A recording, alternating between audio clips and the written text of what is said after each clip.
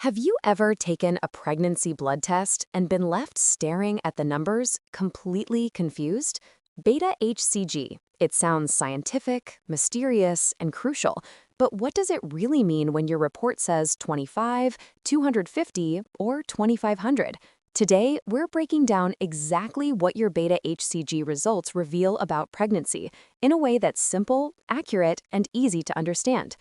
Imagine getting your test report late at night, heart racing, and seeing a number you don't understand. Is it positive? Is it negative? Or could it be something else entirely? The truth is, that tiny number can carry a big message about what's happening inside your body. Beta hCG, or human chorionic gonadotropin, is the hormone your body releases after a fertilized egg attaches to your uterus. In simple terms, it's the very first sign of pregnancy.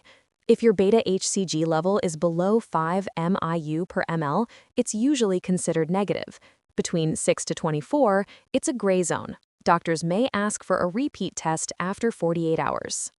A result above 25 typically confirms pregnancy, and those numbers should roughly double every 2 days in early weeks. But here's the catch. Higher numbers don't always mean more pregnant, and lower ones don't always spell bad news. Every woman's body reacts differently, and that's why your doctor compares trends, not just single values. So if your report shows a number that leaves you uncertain, don't panic. Your beta hCG level is just one piece of the puzzle. Always consult your doctor for accurate interpretation. Understanding your numbers is the first step. Trusting your journey is the next.